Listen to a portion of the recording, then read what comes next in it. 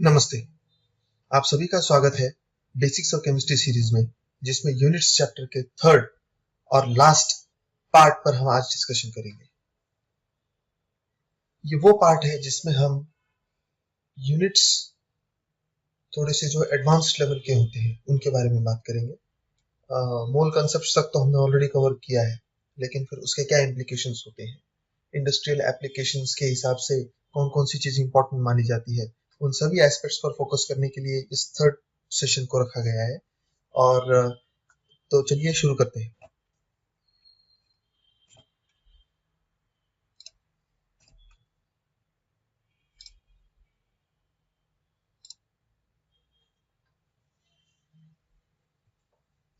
पहला यूनिट है molar mass. Molar mass की डेफिनेशन देखते हैं। Molar mass is the mass of one mole particles, atoms, molecules, ion. Molar mass is measured in grams per mole. Okay, तो molar mass क्या होता है? ये मास है, और इसका मास है वन मोल पार्टिकल्स कितने होते हैं उनका, वन मोल एटम्स जितने होते हैं उनका, वन मोल मॉलिक्यूल्स होते हैं उनका। तो इसी को हम मोलर मास कहते हैं। हम ग्राम एटॉमिक मास जो होता है उसी का ये एक्सटेंशन है। ग्राम मोलर मास यहीं से आता है, ग्राम एटॉमिक मास भी यहीं से आता है। तो अगर आप एटम्स का मास अगर कैलकुलेट करने की कोशिश कर रहे हो तो वहां पर मोलर मास क्या हो जाएगा? Molar mass is equal to mass of 6.022 into 10⁻23 atoms, जो एवोगैड्रोस नंबर है, which is also gram atomic mass. तो एक मोल में जितने भी पार्टिकल बैठते हैं, वो चाहे एलिमेंट हो या फिर कोई कंपाउंड हो, उनके total number of particles constant होते हैं एक मोल में, और ये उन्हीं वन मोल पार्टिकल्स का टोटल मास है, जिसको हम मोलर मास कहते हैं। तो जो मोलर मास होता है वो with respect to every element and with respect to every molecule will change. और ये बदलेगा क्यों? क्योंकि हर एलिमेंट में नंबर ऑफ प्रोटॉन्स और न्यूट्रॉन्स अलग अलग होते हैं, हर अलग अलग एलिमेंट में। साथ ही साथ हर मॉलिक्यूल में भी जैसे जैसे कॉम्बिनेशन चेंज होता है, ये भी बदलते जाते हैं। ओके, तो इस वजह से इस कंसेप्ट को इतना सिग्निफिकेंस दिया जाता है, क्योंकि ये डायरेक्टली लिंक्ड है। आपका जो इक्विवेलेंस होता है, जब भी आप किसी केमिकल रिएक्शन को एग्जीक्यूट करने की कोशिश करते हो तो आपको एस्टेब्लिश करना पड़ता है कि अगर आपके पास एक पर्टिकुलर क्वांटिटी ऑफ एसिड है तो उसे न्यूट्रलाइज करने के लिए आपको कितना बेस ऐड करना होगा।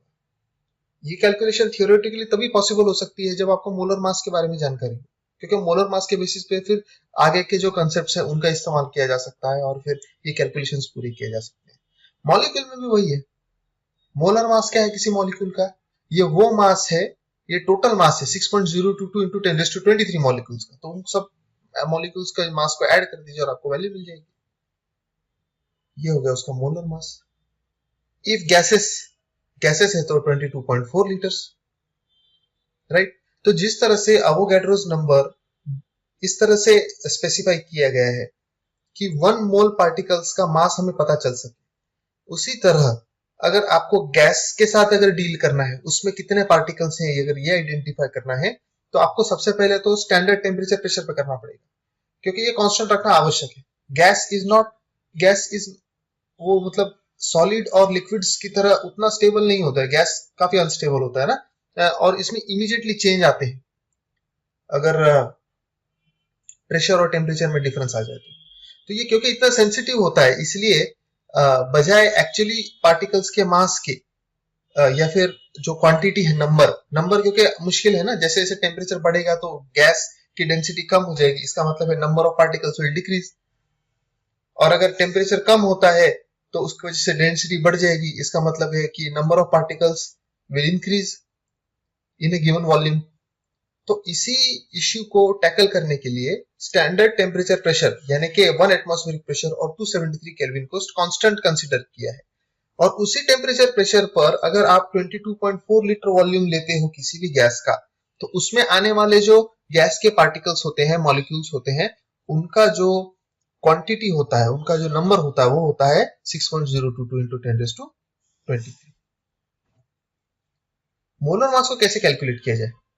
Calculation of molar mass of glucose molecule.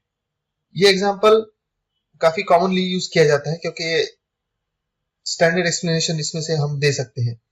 तो आप जानते हैं ग्लूकोज मॉलिक्यूल में क्या है, 6 कार्बन 12 हाइड्रोजन और 6 ऑक्सीजन होते हैं।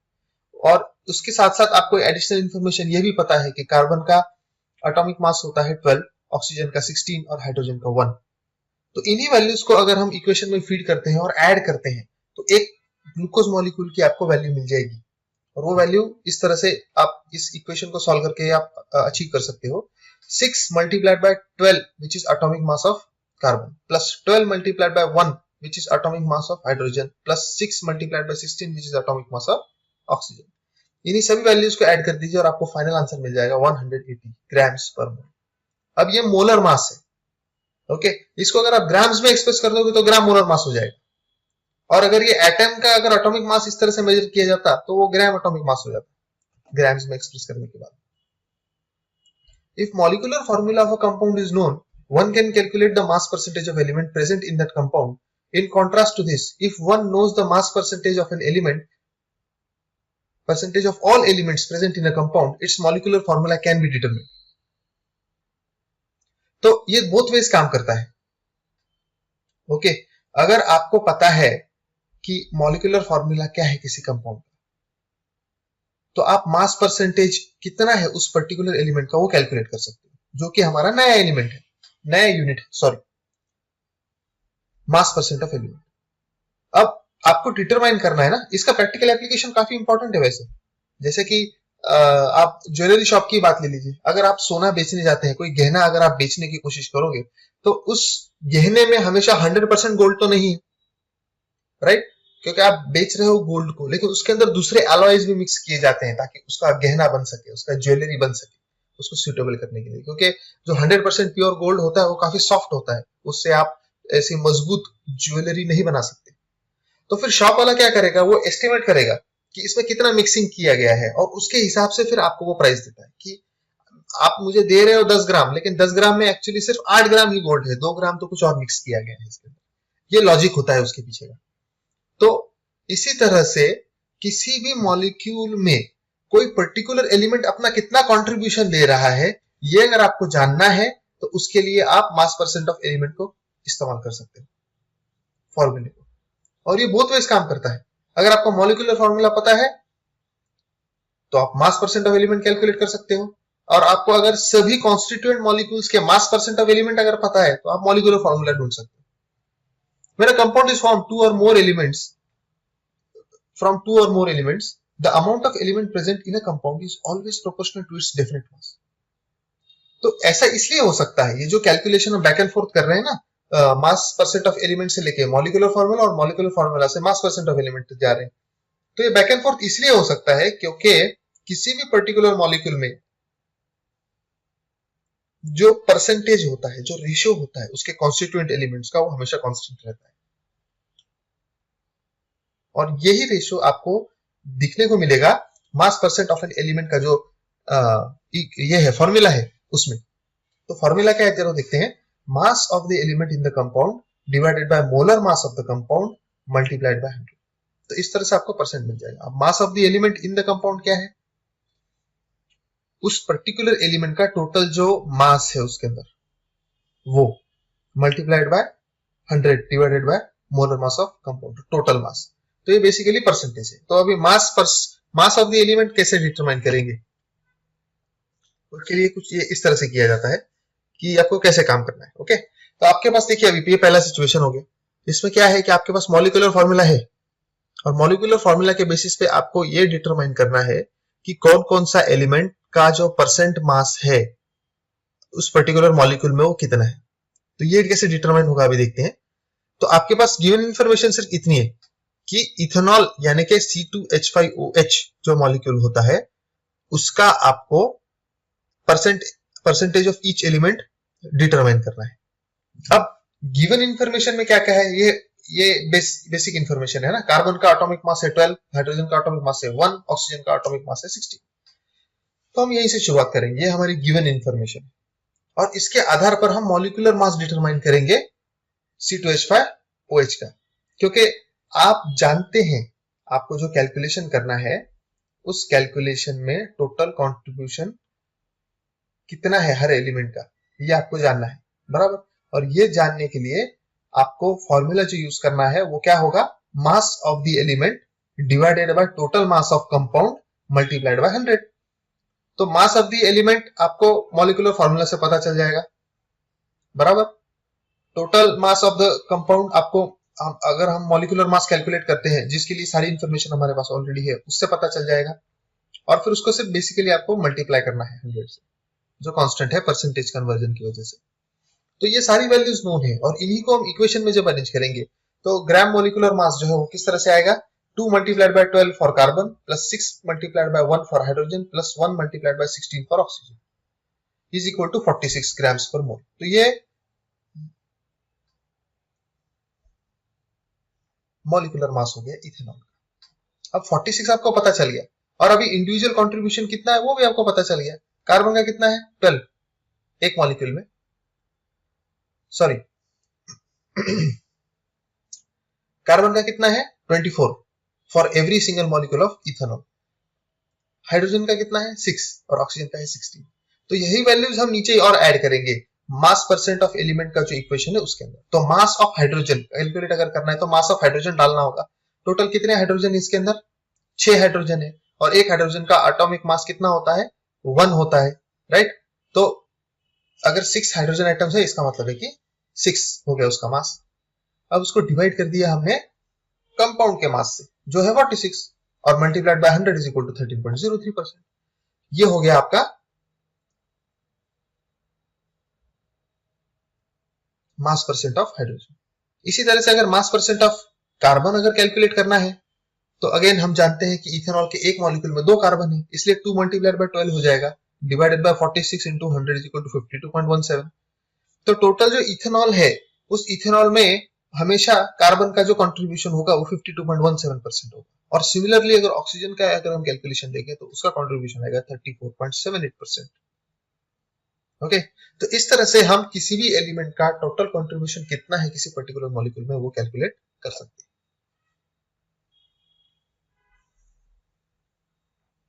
परसेंटेज बाय वेट, ये हमारा नेक्स्ट एलिमेंट है, नेक्स्ट यूनिट है।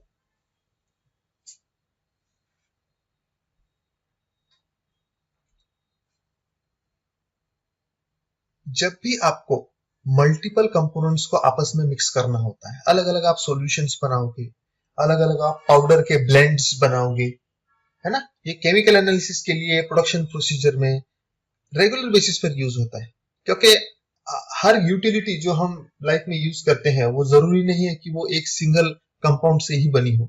जैसे कि अभी कोई प्लास्टिक की बोतल ही ले लीजिए, अगर आपकी वाटर बॉटल है तो वाटर बॉटल में क्या होता है, प्लास्टिक तो होता है लेकिन साथ में कलर भी डालते हैं।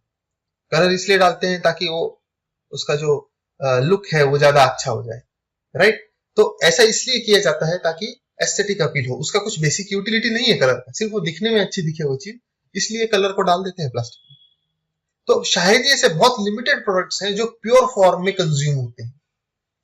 ओके, जैसे कि अभी फॉर एग्जांपल आप टेबल सॉल्ट ही ले लीजिए ना, घर में जो हमारा नमक इस्तेमाल होता है, नेचुरल जो सॉल्ट होता है वो उसमें सोडियम क्लोराइड होता है और थोड़ी बहुत इंप्यूरिटीज जो नेचुरली अकरिंग है वो, लेकिन हम उसको रिफाइन करते हैं। रिफाइन करने के बाद उसमें हम आयोडीन भी मिक्स करते हैं, पोटेशियम आयोडाइड के रूप में, राइट। तो ये जो मिक्सिंग की जाती है ये कुछ बेनिफिट हमें मिले इसलिए की जाती है, और सारे के सारे प्रोडक्ट्स इसी तरह से बनते हैं, चाहे वो पाउडर हो, चाहे वो लिक्विड हो, चाहे वो किसी तरह का हार्ड सॉलिड हो। ओके, तो जब ये मिक्सिंग की जाती है तो ये मिक्सिंग किस तरह से की जाए उसके लिए ये यूनिट बहुत इंपॉर्टेंट है, परसेंट बाय। और इसी का एक और सिस्टर यूनिट है परसेंट बाय वॉल्यूम, वो हम इसके बाद देखेंगे। लेकिन ये जो यूनिट्स है ना, इनका सिग्निफिकेंस इसलिए इतना ज्यादा है क्योंकि आपके पास जो भी प्रोडक्ट है उस प्रोडक्ट के अंदर एक ही वस्तु नहीं होती, एक ही पदार्थ नहीं होता है, उसमें मल्टीपल कंपोनेंट्स होते हैं। और सच बात तो ये है कि जो आपकी डिजायर्ड एक्टिविटी होती है, जो डिजायर आपका है, आपका काम है, डिजायर्ड टारगेट है, वो पूरा करने की मदद करने वाला एक या दो ही कंपोनेंट होते हैं, बाकी के कंपोनेंट सपोर्टिंग एक्शन करते हैं। तो उस प्रोडक्ट की जो पोटेंशियल होती है और स्ट्रेंथ होती है वो एग्जिबिट करने के लिए इस यूनिट को यूज किया जाता है, इस यूनिट को यानी कि परसेंट बाय वेट। यहाँ पर इमेजेस में आप देख सकते हैं, यहाँ पर 3 अलग अलग दवाइयां हैं जिनके लेबल क्लेम्स में आपको दिखा रहा हूं। Sodium chloride nasal spray. अब सोडियम क्लोराइड नेजल स्प्रे यानी कि ये नमक का पानी है बेसिकली, लेकिन ये नाक में स्प्रे किया जाता है अलग अलग हेल्थ कंडीशंस की वजह से। तो इसका जो कॉन्सेंट्रेशन यहाँ पर लिखा है, कितना लिखा है, 0.65% वेट बाय वॉल्यूम। साथ ही साथ अगर आप ऊपर barium sulphate for oral suspension देखोगे तो इसका वेट लिखा है परसेंट, 96% वेट बाय वेट। और टीमोलॉल मैलिएट ऑप्थेल्मिक सॉल्यूशन जो है उसका कॉन्सेंट्रेशन लिखा है 0.5% वेट बाय वॉल्यूम। तो इनका मतलब क्या है ये हम अब देखेंगे। शुरुआत करते हैं परसेंट वेट बाय वेट से। परसेंट वेट बाय वेट क्या होता है? The percent weight of the weight of substance in gram dissolved in 10 gram solution is called percent by weight। तो अगर आपके पास जो भी, देखिए कोई भी सॉल्यूशन बनता है तो उसमें क्या होता है, सॉल्वेंट होता है और सोल्यूट होता है। सोल्यूट सॉल्वेंट में डिसॉल्व हो जाता है और डिसॉल्व होने के बाद आपको जो चीज मिलती है उसको हम सॉल्यूशन कहते हैं। उसी तरह से अगर आप पाउडर्स मिक्स कर रहे हो तो उसमें क्या हो जाएगा, आपके पास एक बल्क होगा और बल्क में आप दूसरी छोटी कॉन्स्टिट्यूएंट पाउडर ऐड करके उसको ब्लेंड कर दोगे तो उसको आपको ब्लेंड मिल जाएगा। तो ब्लेंड हो या सॉल्यूशन डजंट मैटर, अगर जो आपका सोल्यूट है, सोल्यूट को अगर आप ग्राम्स में एक्सप्रेस करते हो, राइट, और उसका जो टोटल ग्राम्स में जो उसका मास है वो पर 100 ग्राम ऑफ सॉल्यूशन अगर आप कैलकुलेट करते हो तो आपको percent weight by weight value मिल जाएगी।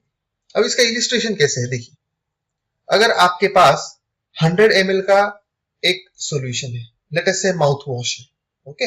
अब 100 ml माउथ वॉश है आपके पास, वो 100 ml माउथ वॉश को बनाते वक्त उसके अंदर समझ लीजिए 10 ग्राम नमक ऐड किया गया था, सोडियम क्लोराइड, ओके। तो टोटल वॉल्यूम है 100 ml और 100 ml में डिसॉल्व्ड है, ये ऑलरेडी डिसॉल्व्ड है, मतलब सॉल्ट के वॉल्यूम के साथ साथ टोटल वॉल्यूम में बात कर रहा हूं 100 ग्राम, टोटल मास जो, सॉरी मैं बात कर रहा हूं कि 100 ग्राम। तो ये जो 100 ग्राम का जो मटेरियल है, इस मटेरियल में already 10 gram sodium chloride dissolve किया गया। तो अगर आपको सोडियम क्लोराइड का कॉन्सेंट्रेशन अगर स्पेसिफाई करना है इसमें कितना है, तो आप कैसे लिखोगे, sodium chloride 10% wait by wait. और वेट बाय वेट इसलिए लिखना है क्योंकि आप सोडियम क्लोराइड को भी वेट मेजर कर रहे हो और जो लिक्विड है जिसमें सोडियम क्लोराइड को डिसॉल्व किया जा रहा है उसका भी आप वेट ही मेजर कर रहे हो, जो फाइनल सॉल्यूशन है उसका भी वेट मेजर कर रहे हो। तो ये कुछ इस तरह से काम करता है wait by wait. It stands for wait by wait पर वेट और वेट बाय वेट। इसका फॉर्मूला क्या है, wait of solute divided by weight of solution in gram multiplied by 100, simple enough. Again ये परसेंटेज जैसे कैलकुलेट होता है ये फॉर्मूला सेम रहते हैं, सिर्फ न्यूमरेटर डिनोमिनेटर कंसेप्चुअल अंडरस्टैंडिंग के हिसाब से बदल जाता है।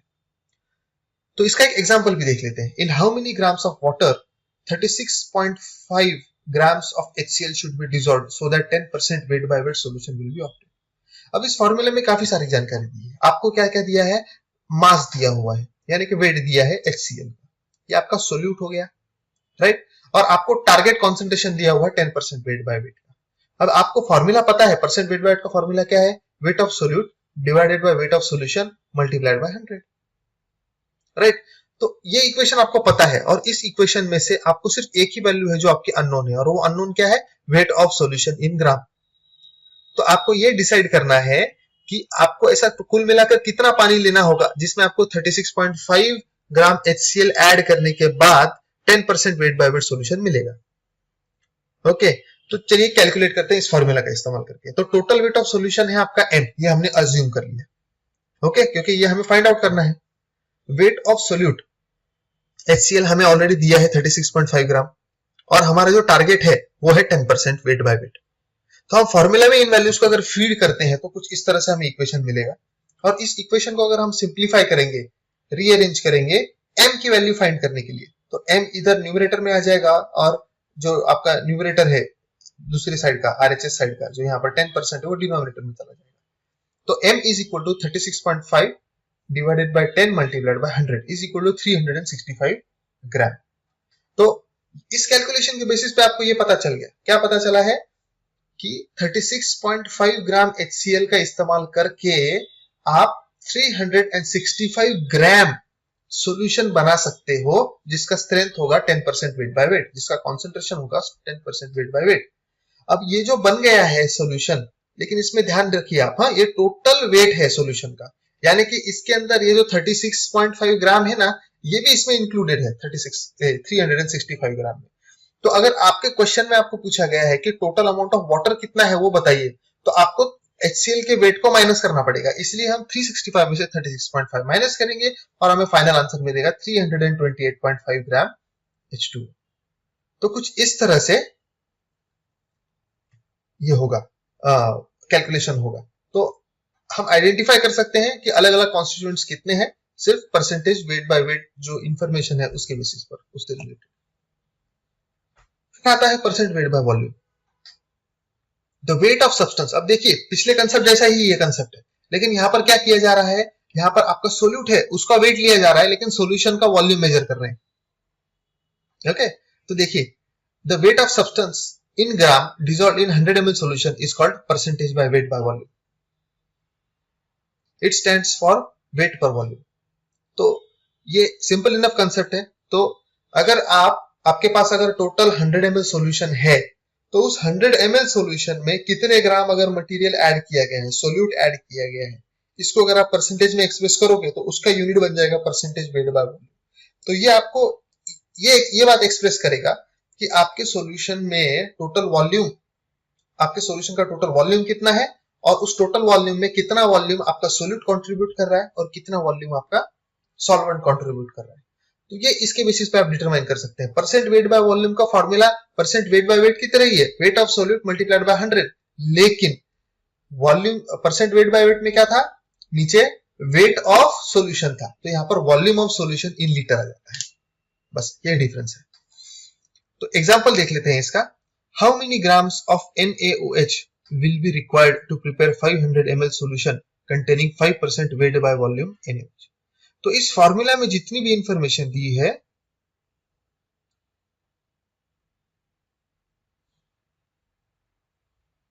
उसके बेसिस पर हम कैलकुलेशन कर सकते हैं। तो फॉर्मूला क्या है, wait of solute into 100 divided by volume of solution. तो यहां पर देख लीजिए वेट ऑफ सोल्यूट हमें नहीं दिया है, बराबर। जो हमें दिया है वो क्या है, टोटल वॉल्यूम 500 ml बनेगा, ओके, और इज इक्वल टू 5%। तो वेट ऑफ सोल्यूट कितना हो जाएगा, 5 multiplied by 500 divided by 100 is equal to 25 gram. तो इस फॉर्मूला के बेसिस पे आपको ये पता चला है कि जो 25 ग्राम्स अगर आप NaOH लोगे और 500 ml उसका अगर सॉल्यूशन बनाओगे पानी डालकर, तो आपको टोटल कॉन्सेंट्रेशन मिलेगा 5% weight by volume of NaOH।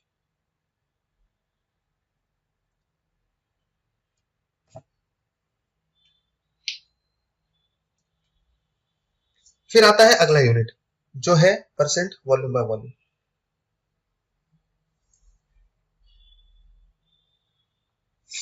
The volume of a substance in ml dissolved in 100 ml solution is called percentage by volume। यानी कि ये वॉल्यूम डिसॉल्व हो रहा है वॉल्यूम के अंदर। जैसा कि फर्स्ट में हमने देखा था वेट इन वेट था, फिर हमने वेट इन वॉल्यूम देखा, और अब वॉल्यूम इन वॉल्यूम देख रहे हैं। ये भी एक तीसरा वर्जन है। इसमें क्या किया जाता है, आपके सोल्यूट है उसका भी वॉल्यूम ही लिया जाएगा, सॉल्वेंट है उसका भी वॉल्यूम ही कंसीडर होगा।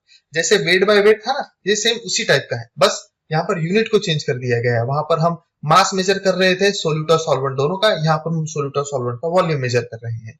बाकी कंसेप्ट सेम है, फॉर्मूला भी सेम है, volume of solution multiplied by 100 divided by volume of solution in liters।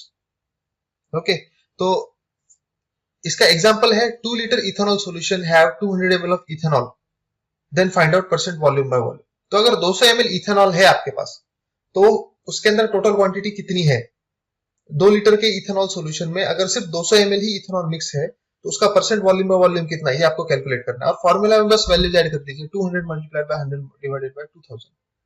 तो आपको फाइनल आंसर मिल जाएगा 10% वॉल्यूम बाय वॉल्यूम। ओके,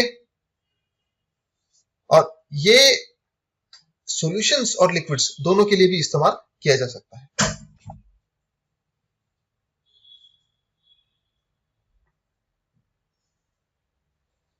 अब देखेंगे हम मोल फ्रैक्शन। मोल फ्रैक्शन एक और यूनिट है जो केमिस्ट्री से रिलेटेड कैलकुलेशंस में काफी ज्यादा इसको यूज किया जाता है। तो चलो देखते हैं ये कंसेप्ट क्या है। The ratio of moles of any component to the total moles in a solution is mole fraction. अब जैसे कि हमने परसेंट एलिमेंट देखा, percent mass of element, right, तो उसमें हम ये देख रहे थे कि एक मॉलिक्यूल के अंदर जितने भी अलग अलग तरह के एटम्स हैं, इनका कंट्रीब्यूशन कितना है, राइट।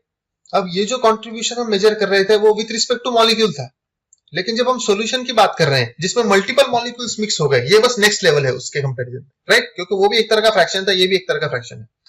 तो ये नेक्स्ट लेवल पर क्या है, अब हम ये चेक कर रहे हैं कि जो अलग अलग मॉलिक्यूल्स एक ही साथ एक सॉल्यूशन में प्रेजेंट है, तो कौन सा मॉलिक्यूल कितना परसेंट कंट्रीब्यूट कर रहा है वो हम देखेंगे, राइट। तो ये कैलकुलेशन जो होती है उसे हम मोल फ्रैक्शन कहते हैं। और मोल फ्रैक्शन क्या है, सिंपल है, mole of component divided by total number of moles of components in the solution. तो समझ लीजिए किसी सॉल्यूशन में आपके दो कंपोनेंट है, ए, आपने कंपोनेंट ए लिया, उसको कंपोनेंट बी के अंदर डिसॉल्व कर दिया, तो अब ये जो सॉल्यूशन बना है इसमें दो कंपोनेंट्स है, कंपोनेंट ए जो सोल्यूट है और कंपोनेंट बी जो सॉल्वेंट है। अब इनका अगर मास आपको पता है तो मास के बेसिस पे आप डिसाइड कर सकते हो कि किस कंपोनेंट का टोटल कितना मोल्स उस सॉल्यूशन में प्रेजेंट है। और फिर जब आप उन सभी को ऐड कर दोगे तो आपको ये डिनोमिनेटर वाला वैल्यू मिल जाएगा जो है number of total moles of components in the solution. और फिर अगर उसको आप डिनोमिनेटर में रख के न्यूमरेटर में अगर आप उस इंडिविजुअल कंपोनेंट के कितने मोल ऐड हुए हैं वो अगर आप लिख दोगे तो आपको फ्रैक्शन भी मिल जाएगा, मोल फ्रैक्शन। अब मोल फ्रैक्शन इंपॉर्टेंट क्यों है, मोल फ्रैक्शन इंपॉर्टेंट इसलिए है ताकि आपको जो कंपोजिशन है उसका अच्छे से आइडिया आ सके। आप the solution of the sum of the mole fraction of all the components in a solution is always equal to 1 naturally, ये हमेशा 1 ही होगा किसी भी तरह के फ्रैक्शन का लिमिट ही होता है ना, when you add all the fractions तो क्या हो जाएगा, आपको 1 मिलेगा। तो यहां पर भी यही सिचुएशन है, सारे जो कंपोनेंट्स होते हैं सबके अगर आप मोल फ्रैक्शंस अगर आप ऐड कर दोगे तो आपको वैल्यू हमेशा 1 मिलेगी। तो number of moles of solute A कैसे कैलकुलेट होगा, चलो देखते हैं। इज इक्वल टू उसका जो सिंबल है स्मॉल एन ए और number of moles of solvent B is equal to n B. तो total number of moles of solution is equal to n A plus N B. Okay, क्योंकि A के जितने moles हैं और B के जितने moles हैं इनको ऐड कर दिया और आपको फिर फाइनल वैल्यू मिल गया, जो फाइनल वैल्यू क्या है, टोटल नंबर ऑफ मोल्स। एक बार आपको टोटल नंबर ऑफ मोल्स पता चल गए तो आप इमीडिएटली मोल फ्रैक्शन भी कैलकुलेट कर सकते हो उस फॉर्मूला के बेसिस पे जो ऊपर दिया है।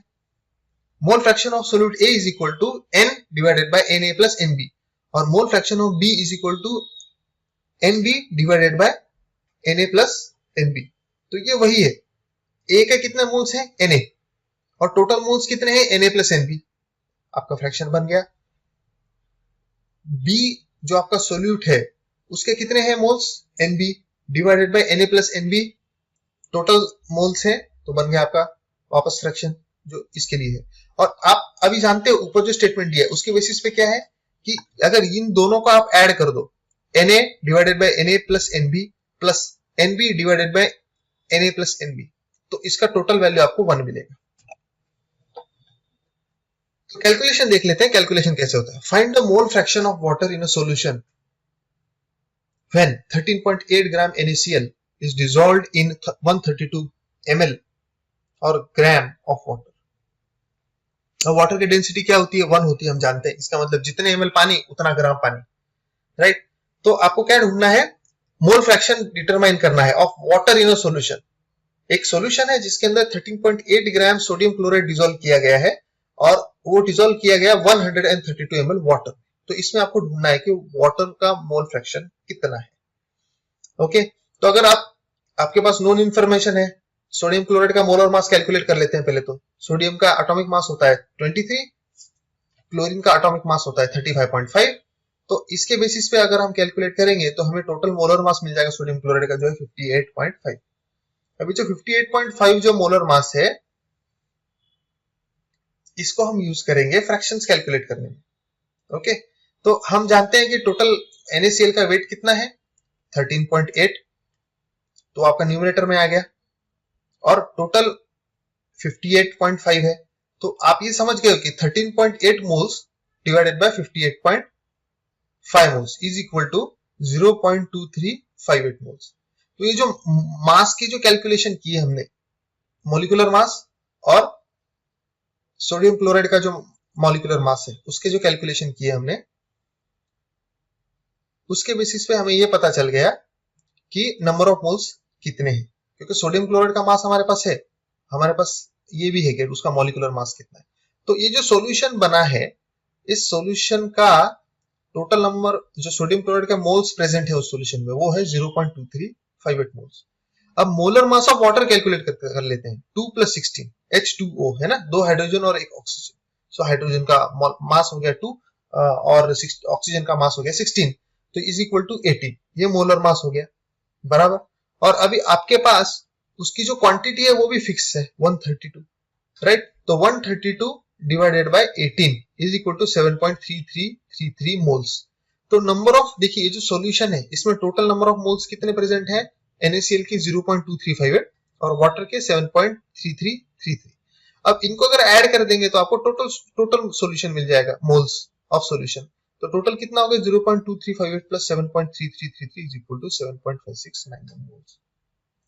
अब ये वैल्यू आपको मिल गई और न्यूमरेटर की वैल्यू तो आपको ऑलरेडी पता है फॉर्मूला के हिसाब से, तो आप जानते हैं कि आगे के ये कैसे करना है। अगर आपको मोल फ्रैक्शन ऑफ वाटर अगर डिटरमाइन करना है तो आपको जो फॉर्मूला दिया गया है मोल फ्रैक्शन को एक्सप्रेस करने का, वो क्या है, moles of solute divided by total moles of solution is equal to mole fraction of particular solute. तो यहाँ पर जो हमारा इंग्रेडिएंट है कौन सा है, वाटर, तो वाटर को ले लेंगे और वाटर का मोल नंबर ऑफ मोल्स हमने कैलकुलेट किया है 7.3333 and that will be divided bye 7.569 which is the total number of moles of solution. तो ये जो टोटल नंबर ऑफ मोल्स है इनको अगर हम और आगे सिंप्लीफाई करें तो हमें फाइनली नंबर ऑफ मोल्स मिल जाते हैं वाटर के, जो है 0.9688।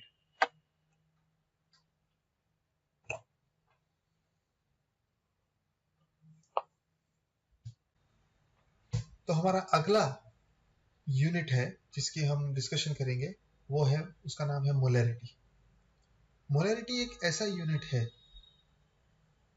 जो केमिस्ट्री में खास करके एनालिटिकल जो उसका पार्ट होता है उसमें बहुत ही ज्यादा इसका सिग्निफिकेंस होता है, ये काफी महत्वपूर्ण माना जाता है।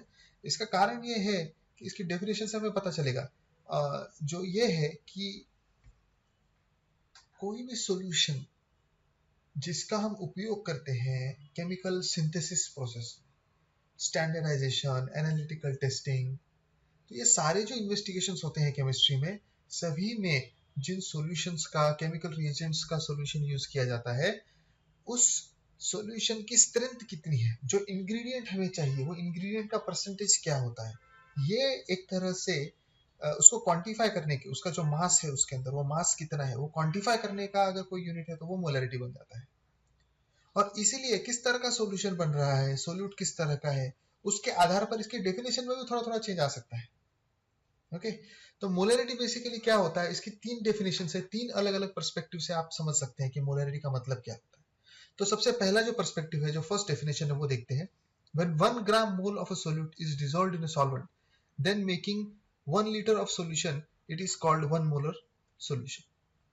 तो इस डेफिनेशन का मतलब यह है कि जब आपके पास 1 ग्राम मोल होता है किसी भी सोल्यूट का, सोल्यूट यानी ये ऐसा कोई कंपोनेंट है जो डिसॉल्व हो सकता है सॉल्वेंट में, राइट। सॉल्यूशन में क्या होता है, दो ही चीजें होती है ना, सोल्यूट होता है, सॉल्यूशन में सोल्यूट होता है और सॉल्वेंट होता है।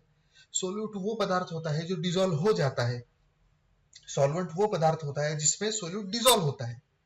अब फॉर एग्जांपल आप शुगर का सॉल्यूशन ले लीजिए, शुगर सिरप, इस सिरप को आप कहीं भी यूज कर सकते हो, एज अ फूड प्रोडक्ट आप यूज कर सकते हो। अगर आपको गुलाब जामुन जैसी कोई स्वीट डिश खानी है तो उसके लिए शुगर सिरप चाहिए, जलेबी खानी है तो शुगर सिरप चाहिए। और साथ ही साथ अगर आपको समझ लीजिए कोई मेडिसिन बनानी है कफ सिरप जैसी, तो उसके अंदर भी आपको शुगर सिरप यूज करना पड़ता है ताकि जो भी पेशेंट है वो उसको आराम से और पसंद के साथ उसको वो कंज्यूम करे, राइट। तो ये एक इंपॉर्टेंट पॉइंट होता है। और जब ये सॉल्यूशन बनाया जाता है तो क्या होगा कि शुगर को आपको वाटर में डिसॉल्व करना होगा, तो शुगर आपका सोल्यूट हो जाता है, वाटर आपका सॉल्वेंट हो जाता है। शुगर वो चीज है जो डिसॉल्व हो रही है और वाटर वो चीज है जिसके अंदर सोल्यूट डिसॉल्व हो रहा है, राइट। तो इतना तो पॉइंट हमने फिक्स कर लिया।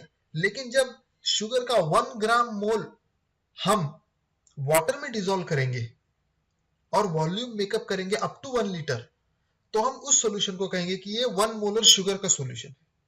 अब शुगर से थोड़ा सा हट जाते हैं, केमिस्ट्री की तरफ आ जाते हैं। केमिस्ट्री में हम जानते हैं कि शुगर का जो मॉलिक्यूल होता है, जो सुक्रोज होता है, सुक्रोज को अगर आप ब्रेक डाउन करो तो आपको ग्लूकोज का मॉलिक्यूल मिलता है। अब ये जो ग्लूकोज का मॉलिक्यूल है, इसका मॉलिक्यूलर फॉर्मूला भी हमें पता है, C6H12O6।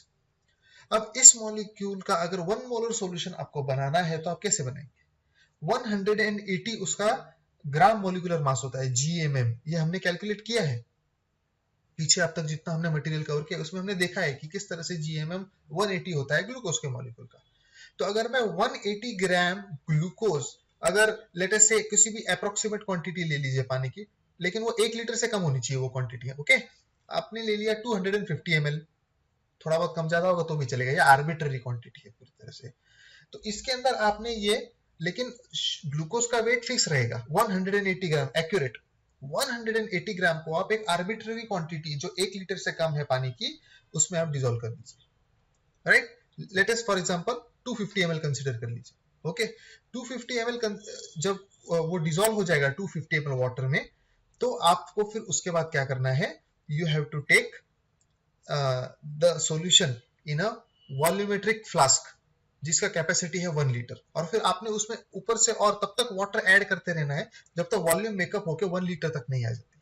जिस वक्त वो वॉल्यूम 1 लीटर तक सेट हो जाएगी, तो फिर आप कह सकते हैं कि आपने जो सॉल्यूशन बनाया है वो 1 मोलर सॉल्यूशन है। तो इस तरह से आप ग्लूकोज का 1 मोलर सॉल्यूशन बना सकते हो। इसके लिए क्या करना होगा आपको, सिर्फ उसका जो ग्राम मॉलिक्यूलर मास है वो आपको पता होना चाहिए, और उसी को हम ग्राम मोल भी कहते हैं। तो ये जो टर्म्स है ना, ये थोड़े से चेंज होते रहते हैं, इनकी वजह से आप कंफ्यूज मत होइएगा। टेक्स्ट बुक में भी ऐसा ही मिलेगा आपको, अलग अलग जो रिसर्च पेपर्स होते हैं, रेफरेंस बुक्स होते हैं, उसमें ऑथर्स इसको थोड़ा बहुत चेंज करते हैं, तो इसमें कंफ्यूजन वाली कोई बात नहीं है। 1 gram mole is basically gram molecular mass, okay. तो मोलरिटी का ये डेफिनेशन है। दूसरा डेफिनेशन क्या है, मोलरिटी और molar concentration is the number of moles of solute in 1 litre of solution. तो ये तो पहला वाला जो डेफिनेशन था वो क्या था, 1 मोलर मतलब क्या है, ये अंडरस्टैंडिंग उन्होंने दे दी आपको। अब आप जानते हो कि आपने ग्राम मॉलिक्यूलर मास अगर 1 लीटर में है डिसॉल्व किया हुआ 1 लीटर सॉल्यूशन में, तो वो 1 मोलर है। तो इसका मतलब है कि ग्राम मॉलिक्यूलर मास को अगर आपने हाफ कर दिया, और वो क्वांटिटी अगर आपने डिसॉल्व करके 1 लीटर सॉल्यूशन बनाया, तो उसका मोलरिटी भी कितना हो जाएगा, 0.5 मोलर हो जाएगा, हाफ मोलरिटी हो जाएगी उसकी। तो बेसिकली यही बात इस डेफिनेशन में बताई गई है। इसमें क्या लिखा है, मोलरिटी और molar concentration is the number of moles of solute in 1 litre of solution. तो कितने मोल्स हैं वो बस कैलकुलेट कर लीजिए आप।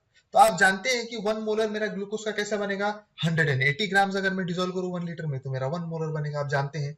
तो आप उस ग्राम मोलिकुलर मास को आप एक काम कीजिए, आधा कर दीजिए, हाफ कर देंगे तो 90 ग्राम हो जाएगा। तो 90 ग्राम अगर ग्लूकोज आप 1 लीटर वाटर में जो उसका सॉल्यूशन बन रहा है, टोटल सॉल्यूशन 1 लीटर बन रहा है वाटर में डिसॉल्व करने के बाद, तो आप ये कह सकते हैं कि उसकी मोलरिटी कितनी है, 0.5। अगर 180 की जगह पे आप उसको डबल कर दीजिए, 360 कर दीजिए। 360 ग्राम्स अगर ग्लूकोज वाटर में डिसॉल्व करके वॉल्यूम मेकअप किया गया अप टू 1 लीटर, तो उसका मोलरिटी हो जाएगा 2 मोलर, क्योंकि उसमें 2 moles of glucose dissolve condition में प्रेजेंट है। तो ये वो है मोलरिटी या फिर मोलर कॉन्सेंट्रेशन, वो नंबर है जो number of moles of solute जो डिसॉल्व हुआ है 1 लीटर सॉल्यूशन के अंदर, उसको रिप्रेजेंट करता है। तीसरी डेफिनेशन क्या है, 1 litre of solution containing 1 gram mole of a substance is called 1 molar solution. तो ये बेसिकली जो फर्स्ट डेफिनेशन हमने देखी थी उसकी जैसी ही है। तो 1 लीटर ऑफ सॉल्यूशन, ऐसा कोई भी 1 लीटर सॉल्यूशन जिसके अंदर 1 ग्राम मोल यानी कि ग्राम मोलिकुलर मास जो है उसका उतना equivalent grams of solute dissolve है अगर 1 लीटर सॉल्यूशन में, तो आप कह सकते हैं कि उस सॉल्यूशन का मोलरिटी है 1 मोलर, ओके। इसका ऐसा यूनिट है मोल पर लीटर नेचुरली, और मोल पर मीटर क्यूब। अब लीटर को आप चाहे तो मीटर क्यूब में एक्सप्रेस कर सकते हो, litre is equal to metre cube, so यहाँ पे आ गया। और मोल तो आप जानते ही हो, राइट। फिर आते हैं अदर यूनिट्स, उसमें कैपिटल एम। अब अगर सिर्फ डिनोट करना है तो आप कैपिटल एम को भी यूज कर सकते हो, ओके। और फिर आएगा मोल पर डेसीमीटर क्यूब, ओके। तो डेसीमीटर यानी कि एक 10 सेंटीमीटर की जो लेंथ होती है उसे डेसीमीटर कहा जाता है। तो लीटर को आप डेसीमीटर क्यूब में भी ये कर सकते हो, डिनोट कर सकते हो। ये यूनिट्स हैं, इनको आप जैसे चाहे वैसे उनका कन्वर्जन कर सकते हो। लेकिन बस आपको एक बात याद रखनी है, जब भी आप आपके मनचाहे यूनिट को किसी और क्वांटिटी के साथ जोड़ते हो तो आपको सबके लिए जो यूनिट्स यूज किए गए हैं उनमें आपको सिंक्रोनाइजेशन करना आवश्यक होता है। It is very important. उसके बिना वो मतलब नहीं आएगा, फिर आपको आंसर हमेशा गलत मिलेंगे, राइट। तो either you have to stick to MKS SI system या फिर सीजीएस एसआई सिस्टम, वो आप डिसाइड कर लीजिए पहले और फिर उसके हिसाब से आपको एक्ट करना है। वरना यूनिट्स तो आप आपके हिसाब से भी आप डिजाइन कर सकते हो, क्योंकि मोलरिटी क्या है, मोल्स पर वॉल्यूम है बेसिकली।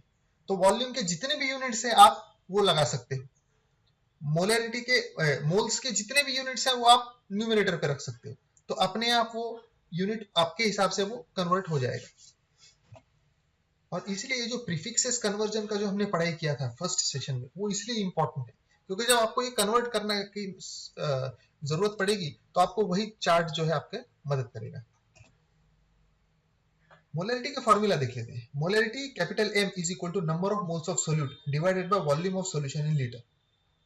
सिंपल सा फॉर्मूला है, number of moles of solute divided by volume of solution in litre. तो लीटर में कन्वर्ट कीजिए, लीटर में कन्वर्ट करके फिर कितने मोल्स प्रेजेंट है अगर वो भी आपके पास है तो आपको मोलरिटी मिल जाएगी। ओके, तो देखते हैं दूसरा फॉर्मूला देखते हैं। When volume is in ml, अगर वॉल्यूम जो आपको दिया गया है ml में है तो क्या करना है, number of moles of solute divided by volume of solution in ml multiplied by 1000। क्योंकि आप ml को लीटर का जो फॉर्मूला है उसको आप ml के फॉर्मूला में कन्वर्ट कर रहे हो, तो आपको ऑब्वियसली न्यूमरेटर को मल्टीप्लाई करना पड़ेगा 1000 से। और मोलरिटी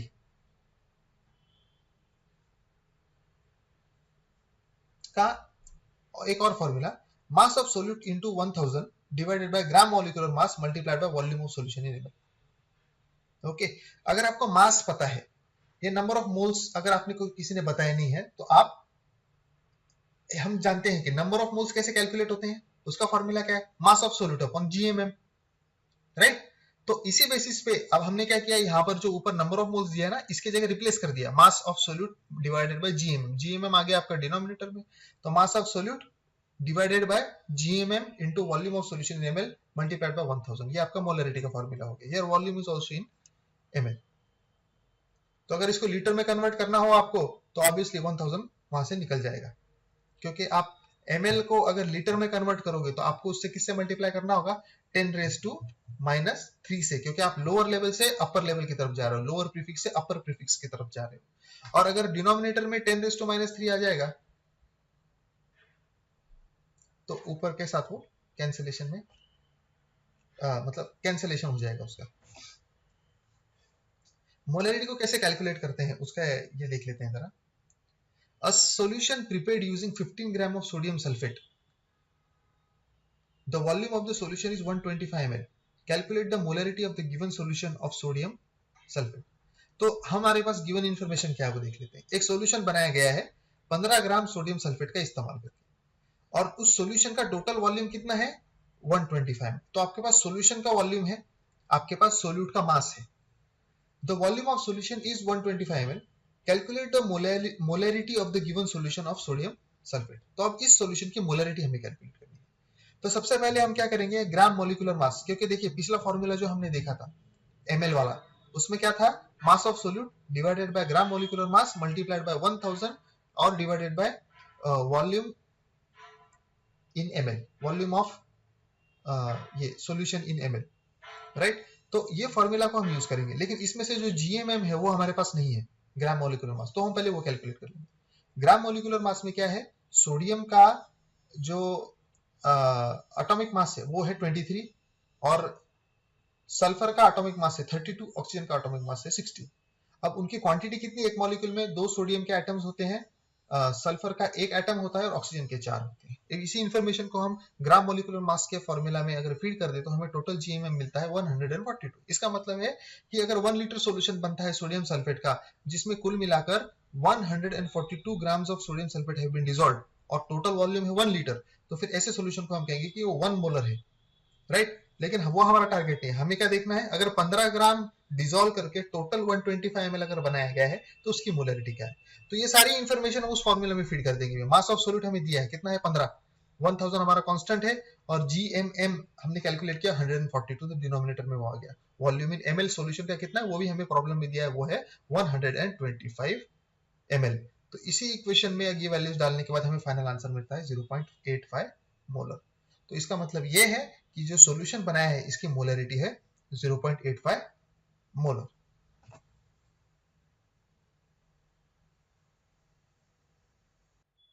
तो यूनिट चैप्टर में जो हमारा सबसे लास्ट यूनिट है वो है मोलैलिटी। मोलैलिटी एक तरह से आप कह सकते हैं कि एक रिलेटेड कंसेप्ट है मोलैरिटी के साथ, क्योंकि इसमें सिर्फ यूनिट का डिफरेंस है, जो मेजरमेंट सिस्टम है उसका थोड़ा सा डिफरेंस है, कंसेप्ट बेसिकली सेम है एज कंपेयर टू मोलैरिटी। तो चलिए देखते हैं कि मोलैलिटी की डेफिनेशन क्या होती है।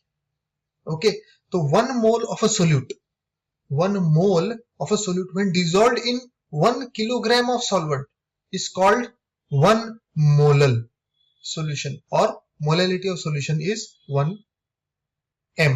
अब यहां पर जो इसका सिंबल है वो है स्मॉल m, और जो मोलैरिटी था उसके लिए कैपिटल M था। ओके, तो डिस्टिंग्विशिंग के लिए हम ऐसे ही कहेंगे कि मोलैरिटी विद कैपिटल M और मोलैलिटी विद स्मॉल m, क्योंकि ये वर्ड्स सुनने में सेम सेम लगते हैं और डिस्कशन में फिर कंफ्यूजन हो जाता है कि कहने वाला क्या कह रहा है ना। It's difficult to keep a track of what terms are being used, which is why we need some kind of a distinguishing feature. इसलिए मैं कैपिटल M और स्मॉल m इस तरह से डिनोशन करूंगा उनका, ताकि ये वीडियो जो है ये डिस्कशन देखने वालों को इसकी क्लैरिटी मिल सके कि एग्जैक्टली मैं किसके बारे में बात कर रहा हूँ। क्या मैं मोलैरिटी के बारे में बात कर रहा हूँ या मोलैलिटी के बारे में बात कर रहा हूँ। ओके, तो यहां पर हम देख रहे हैं कि 1 mole of solute when dissolved in 1 kilogram of solvent is called 1 मोल। तो देखिए यहाँ पे थोड़ा सा सिचुएशन अलग है। वहां पर क्या था, अगर 1 लीटर सॉल्यूशन में अगर 1 मोल है तो 1 मोलर हो जाएगा, लेकिन 1 मोलल विद स्मॉल m अगर आपको सॉल्यूशन बनाना है तो आपको सॉल्वेंट को ग्राम्स में वे करना होगा। ओके, तो इस तरह से उसका जो मास मेजरमेंट का जो मेथड है वो अलग है मोलैरिटी और मोलैलिटी, लेकिन कंसेप्ट अगेन मैं कहूंगा आपको वही है।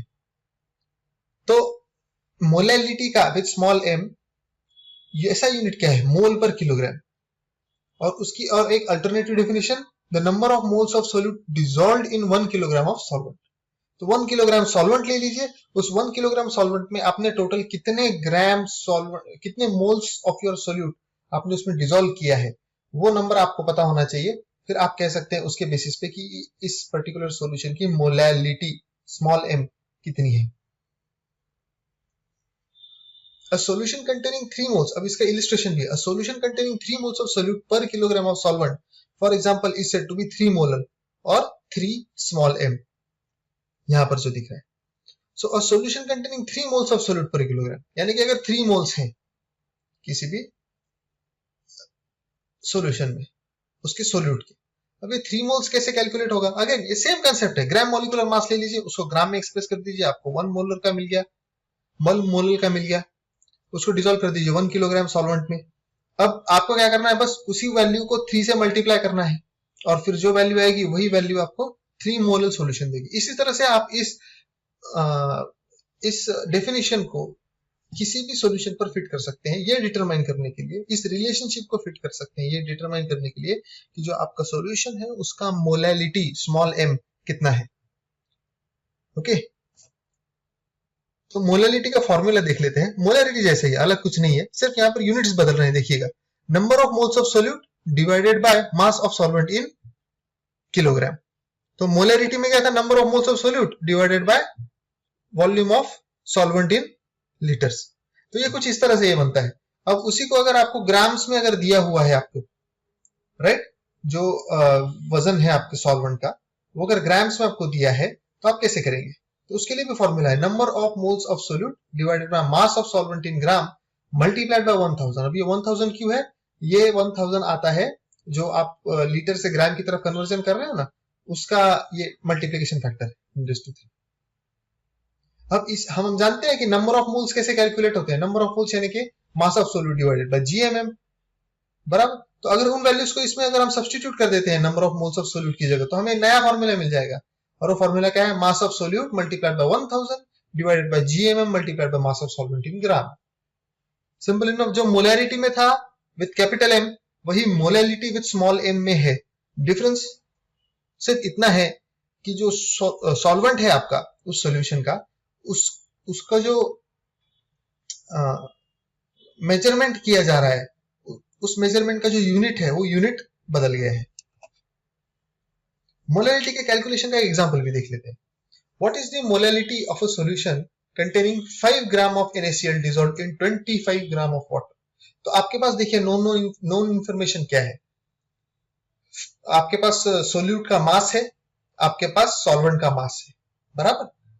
अब आपको क्या चाहिए, मोलैलिटी कैलकुलेट करनी। मोलैलिटी का फॉर्मूला क्या होता है, mass of solute multiplied by 1000 divided by GMM into mass of solvent in gram, ये फॉर्मूला है। तो अब जो हमारा क्वेश्चन है, क्वेश्चन में हमें मास ऑफ सोल्यूट मिल गया, राइट, GMM हमारे पास नहीं है, और मास ऑफ सॉल्वेंट इन ग्राम ये हमें दे दिया है 25।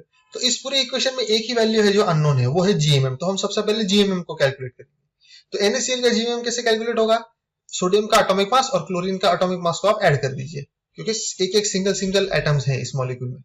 ओके, तो सोडियम का एटॉमिक मास 23, क्लोरीन का एटॉमिक मास 35.5, इनको ऐड कर देंगे तो 58.5 मिल जाएगा। तो 58.5 gram of sodium chloride in 1 litre gives you 1 molal, sorry, in 1 kilogram of water gives you 1 molar NaCl solution। Okay, क्योंकि molarity with capital M and molality with small M, इसमें difference क्या है, सिर्फ सॉल्वेंट का जो measurement के लिए unit use किया जा रहा है उसमें डिफरेंस है, राइट। तो वहां पर 1 लीटर में अगर आप डाल देंगे तो 1 मोलर बन जाएगा विद कैपिटल एम, और यहां पर अगर आप 1 किलोग्राम सॉल्वेंट में डाल देंगे तो आपको मिल जाएगा 1 मोलर, यानी कि विद स्मॉल एम। तो इन्हीं वैल्यूज को फिर अब इक्वेशन में अगर हम सब्स्टिट्यूट करते हैं तो सिंप्लीफिकेशन के बाद हमें आंसर मिलता है 3.42 मोलर विद स्मॉल एम। तो इसका मतलब यह है कि अगर हम 5 ग्राम NaCl 25 ग्राम वाटर में अगर डिसॉल्व करते हैं तो ओवरऑल उस सॉल्यूशन का जो स्ट्रेंथ है वो कितना होगा, 3.42 मोलर, यानी कि इसका ये क्या है, 58.5 है ना GMM। तो GMM को आप 3.42 से मल्टीप्लाई कर दीजिए,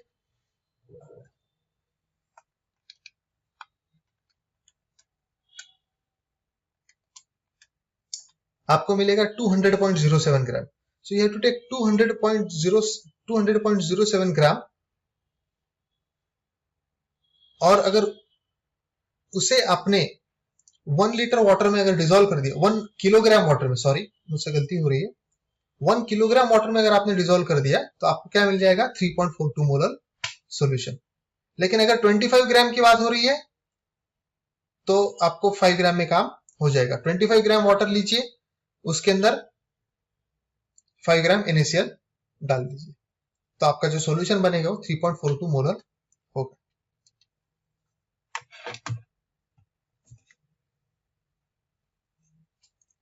तो इसी के साथ हमारा थर्ड पार्ट जो है यूनिट्स चैप्टर का, हमारी बेसिक्स ऑफ केमिस्ट्री सीरीज में, वो खत्म हुआ।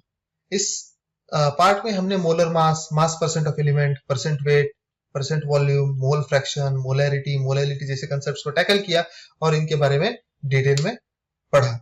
इनके हमने यूनिट्स पर फोकस किया, इनके प्रैक्टिकल एप्लीकेशंस पर फोकस किया, और इनकी कंसेप्चुअल अंडरस्टैंडिंग एक अच्छे से इस्टेब्लिश करने की कोशिश की। तो इसी के साथ हमारा थर्ड सेशन खत्म हुआ है।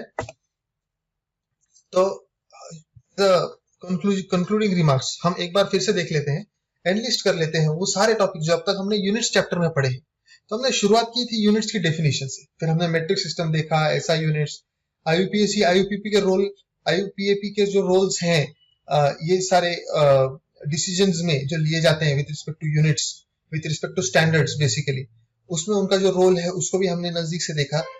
यूनिट प्रीफिक्सेस के बारे में बात की, प्रीफिक्सेस को कैसे एक आपस में कन्वर्ट किया जा सकता है, कन्वर्जन फैक्टर्स क्या क्या है, मल्टीप्लिकेशन फैक्टर्स उनके बारे में हमने देखा। फिर हमने मास डिस्कस किया, वेट डिस्कस किया, मास और वेट में क्या डिफरेंसेस है वो डिस्कस किया, वॉल्यूम और डेंसिटी को भी हमने एकदम डिटेल में एनालाइज किया, temperature, atomic mass, molecular mass, इन सभी को एकदम डिटेल हमने डिस्कस किया।